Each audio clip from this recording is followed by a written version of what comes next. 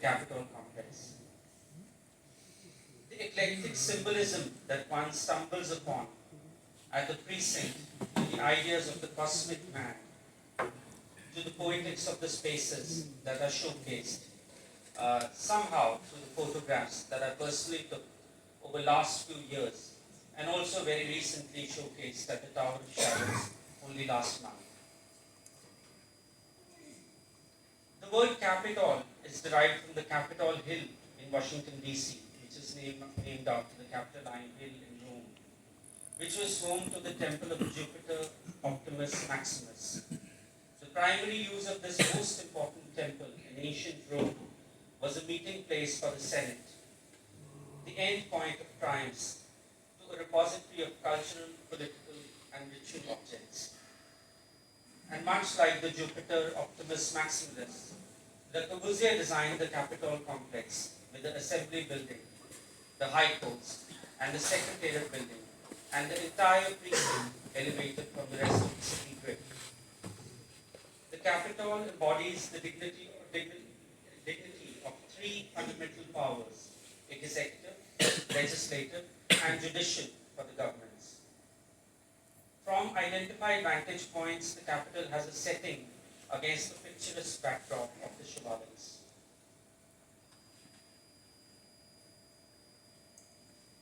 This is a fascinating paper clay model that shows the contours terrain and the lower foothills modeled by skillfully crumbling a carved paper and clay. Corbusier perhaps aroused his interest in eclectic symbols due to the Indian context of the site, and therefore imagined the complex as a sacred place with layers of cosmic significance. As you know, the Greeks developed classical orders based on human proportions. Vitruvius, the famous architect of the first century, studied classical proportions and defined the Vitruvian man, later sketched by Leonardo da Vinci. Corbusier also developed a proportion system called the modular, which he actively engaged with in the case of Chandigarh. The Vastu Purusha Mandala, derived from the Vastu Shastra, pattern in which Purusha represents the cosmic man, and Mandala, the mathematical representation of the cosmos. Together they represent proportional system for the built environment, keeping in mind well-being of the residents. Corbusier saw this Capitol as being at the head of the cosmic man, who would link the site as a microcosm with the cosmos. This perhaps may explain why the Capitol was put at the extreme edge and not at the heart of the city, much like how the pre-COP plan of Albert Meyer looked like. So this is where you see the Capitol complex, almost at the head of the entire precinct. And this is the Albert Meyer plan that I'm referring to, where the city center or the Capitol was placed in almost the heart of the entire master plan. The latter may have a better use case to integrate the city life with the Capitol complex in a more synergistic manner. Having said that, I do personally feel that this placement may not necessarily mean that it can't be integrated in everyday city life.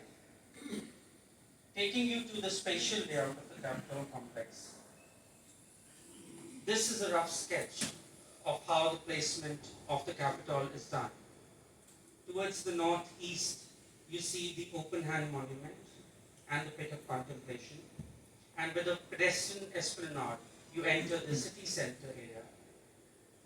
On the southeast side, you see the Palace of Courts, which is the High Court building. And on this axial geometry, you see the Palace of Assembly, which is the Assembly building. And right there, you see a beautiful monument called the Tower of Shadows.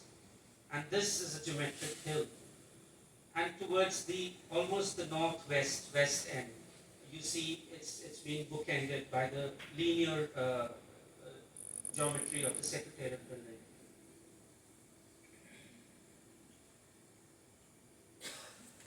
This is a cleaner version of the master plan, how the built blocks are placed, which I just talked you through.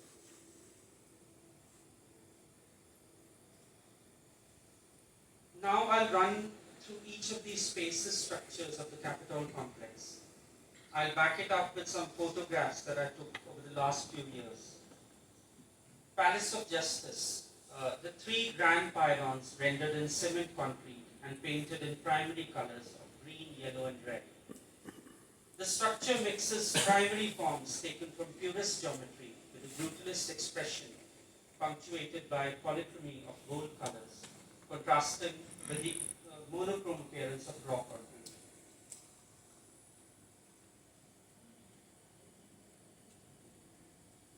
This, through the floating roof, one could see the assembly building in the far end.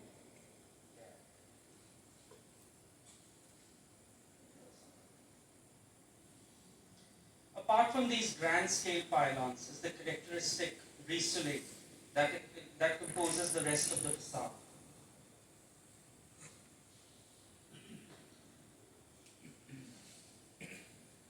The 650 meter square of tapestry used to line the inner walls were handcrafted by Indian weavers in Kashmir.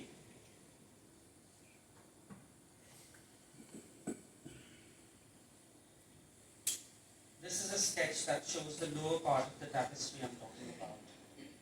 8 tapestries of 64 meter square and one of 144 meter square were finished in 5 months and lend an exquisite dimension to this brutalist architecture.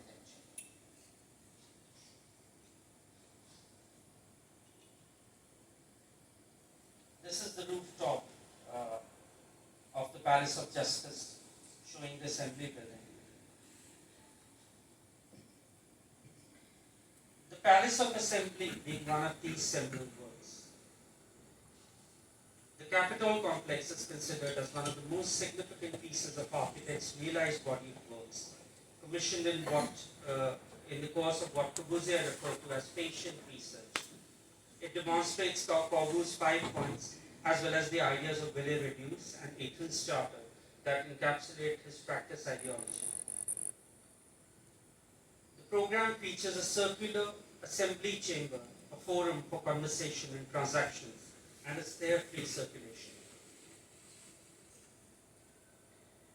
Inside the Palace of Assembly houses an open plan by the grid of concrete columns, the sculptural expression of which one sees on the top in the form of a hyperbolic shell roof.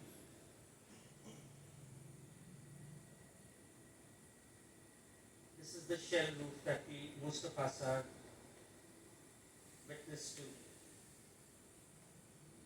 which floats on the top part of the terrace.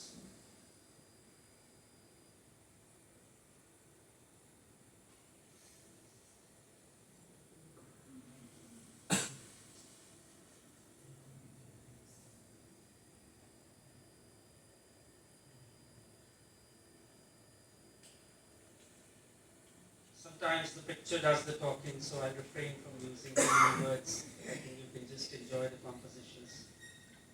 This is the Piliotis that I'm talking about.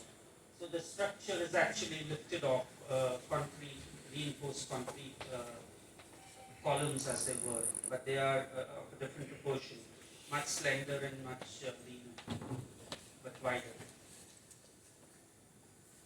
And you could still experience a very idyllic setting even till date, because these photos are not very old. This is about 2 months back.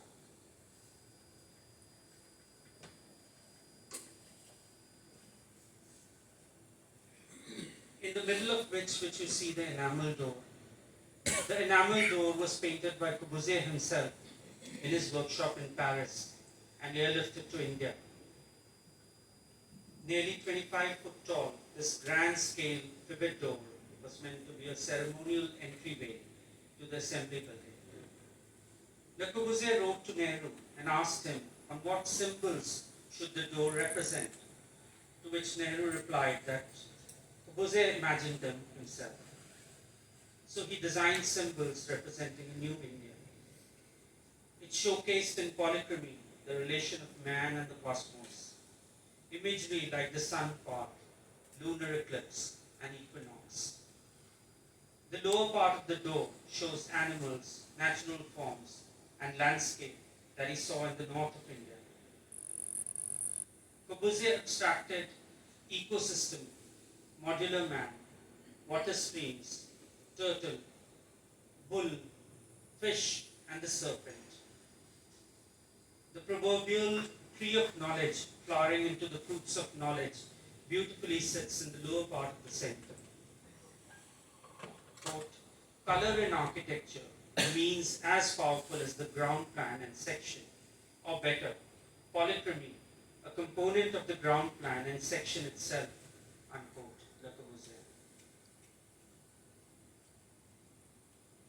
Against the backdrop, one sees the open hand monument.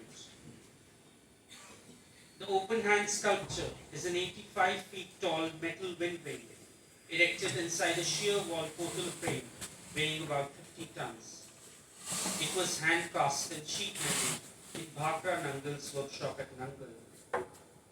The hand which signifies the Chandigarh dictum, open to give, open to receive, is an engineering marvel and is engineered in a manner that the fixing is done over a mammoth steel ball bearing so that it may rotate by wind to display the prevalent wind conditions. The monument rests against the scenic foothills of the Shivalis inside the pit of contemplation, which was aspired to be an inspirational symbol of humanity, unarmed, fearless, and spiritually receptive, taking cues from the quintessential North Indian spirit. The trench of consideration, pit of contemplation, below the open hand was designed to facilitate and encourage public debates, much like a Roman fora or Greek agora.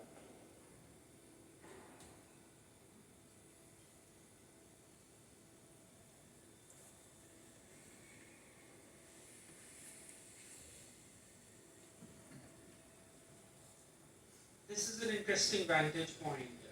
This is a photograph taken from the top of the geometric hill, which in a way is an aerial shot, but not that aerial. So it's sort of an interesting vantage point to experience the architecture around the Capitol complex. The Martyrs Memorial that you see here, the walls that you see with the symbols, swastika and the chakra, is a concrete ramp and trench symbolizing those who died after Punjab's partition in 1947. The eclectic symbolism that one stumbles upon, like the swastika and the chakra, is an ancient Indian cosmology symbol, which some may even saw as a symbol of fascism, since Corbusier worked with the Nazi government during the Second World War. The Tower of Shadows shows how structures can be used to control sunlight, as with Brise Soleil. Its north side is open because the sun doesn't shine from the north. This is the Tower of Shadow monument. It's a large-scale experimental study of the sun's angle throughout the day and the year. Its rays blocked by the ingenious design of sun breakers called Brise Soleil, checking their ingress from all cardinal directions.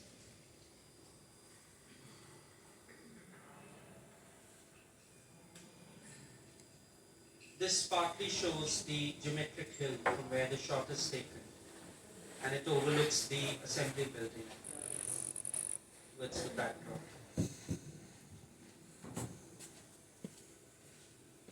The geometric hill symbolizes the daily succession of light and dark, which governs human activity. An abstract mural depicting the 24-hour solar movement, charting out its rise and setting every day.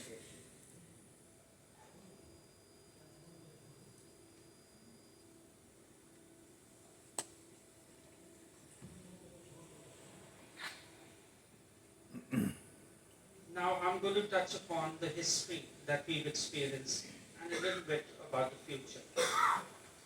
As most of us are aware that we went through a dark period of militancy in the 80s that set us back by almost a decade. Those were unfortunate times to happen to any state and people, to say the least. We have in some capacity, or rather witnessed the Capitol complex precinct cordoned off and put under the control of CRPF, military police, and so on. This has certainly created a physical and a psychological barrier in the minds of the citizens, so much so that the elected Member of Parliament of Chandigarh UT openly confided in us, speaking at the pit of contemplation only last month, that he has never had the chance to visit the open hand before in his lifetime. I personally consider this a symbolic milestone to assume the case for most of us who have lived and been raised in Chandigarh and its tri-city.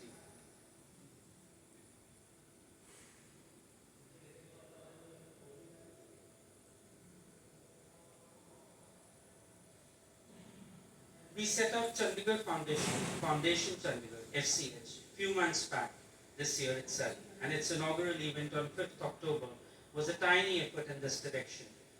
The foundation is set up with a vision to facilitate an intervention for greater understanding of cities' architectural, urban, and historic fabric. FCH collaborated with University of Cambridge, Global Humanities Initiative, Chandigarh College of Architecture, and Department of Tourism to make a small start to claim our very own space that we call a city and inhabit and engage with these in a more meaningful manner. Architecture and fragments of urban quarters become only meaningful once they start being inhabited and celebrated by the citizens on a daily basis, rather than being literally distant and out of reach. The historic legacy of Chandigarh is invariably frozen in time by citing the baggage of its very own iconic past, rather than paving the way to address the future. The chief curator of Victoria and Albert Museum, London, flew down especially for the event to deliver a keynote and talk about tropical modernism and its relevance with respect to Chandigarh and the future it entails. The inaugural session was in the most magnificent bit of contemplation itself, and in a way symbolic representation to reclaim our public spaces back. After a short walk from pit of contemplation to the Tower of Shadows, hosted an exhibition of photographs.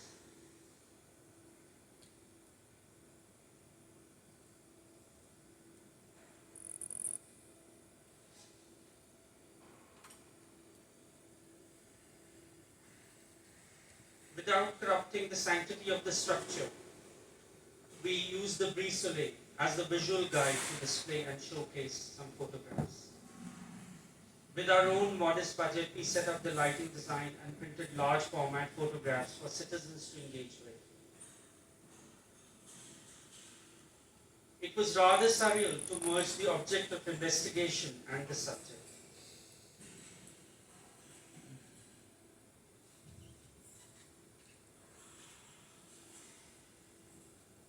As you know, cities are living microcosms. They must evolve over time, lending a lease of life. Our cities must provide a framework for activities to be performed effectively. We must reclaim our public spaces.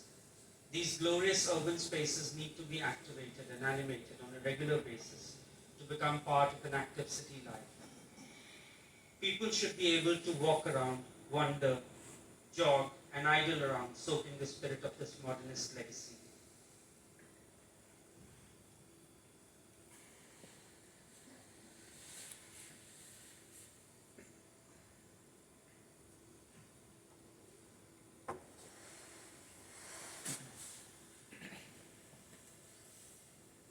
Let art, culture, architecture may enrich and shape our lives.